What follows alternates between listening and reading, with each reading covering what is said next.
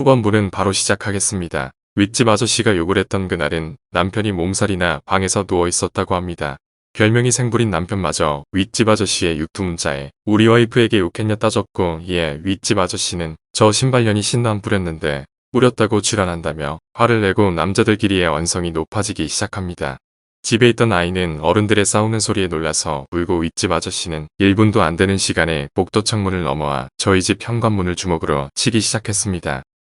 문을 치며 아저씨의 육두문자는 계속되었고, 남편이 나가보겠다고 하는데 무슨 일이 생길 것만 같아 온몸으로 남편을 막으며 112에 신고를 하였습니다. 경찰은 20분 후에 도착하였고, 다른 지구대 경찰이 와서 중간에 관할 지구대에게 내용 인계를 했다고 합니다. 신고 내용을 윗집 아저씨가 들었는지 복도 창가 페인트통은 다 치우고 제보자 집 앞에 페인트통은 다 못 치웠다고 합니다. 저는 여기서 저만의 의구심이 생겼습니다. 경찰에 신고한 내용을 알고 와서 아저씨가 내용을 듣고 폐기물을 치웠다는 사진은 구청에서 왔다고 했을 때와 같은 사진이며 버리다가만 신너도 3통 남았다고 똑같이 말을 합니다. 먼저 오신 경찰 2분이 도착을 하고 정황 설명을 하고 접수를 할 거면 진술서를 써야 한다고 한다네요. 그리고 모욕죄, 협박죄, 주거침입죄가 성립될 수 있다며 안내를 받고 여자는 이때까지 흔들렸다고 합니다.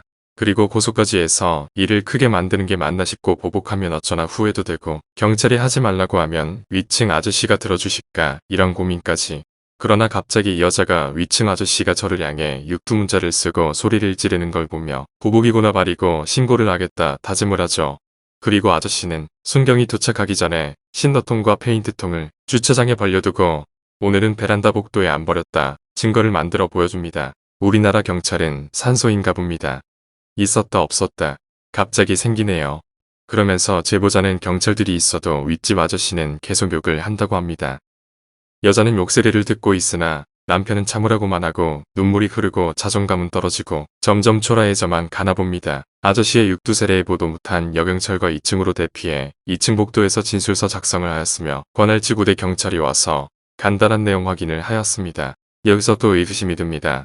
우리나라 경찰은 진술서는 거의 경찰서에서 받습니다. 그러나 무슨 반성문 받는 것도 아니고 2층 복도에서 그것도 피해자가 보호받을 수도 없이 지구대원 남하나 여하나 있는 곳에서 작성할 수 있고 가해자의 남편이 있었는데 어떻게 그런 행정처분을 할 수 있는지 기업 회장들도 진술하러 가는 세상인데 이해가 안 가네요. 때마침 여자에게 서류 하나가 누락되었다고 경찰에게 연락이 옵니다. 아니나 다를까 이때 위에 집 아저씨는 남편에게 전화를 해요. 남편 혼자 안 내려오라며 전화가 왔다 말아요. 여자는 경찰에게 말했고 경찰이 그분과는 대화를 안 하시는 게 좋을 것 같다. 안 나가시는 게 좋겠다 말을 했다고 합니다.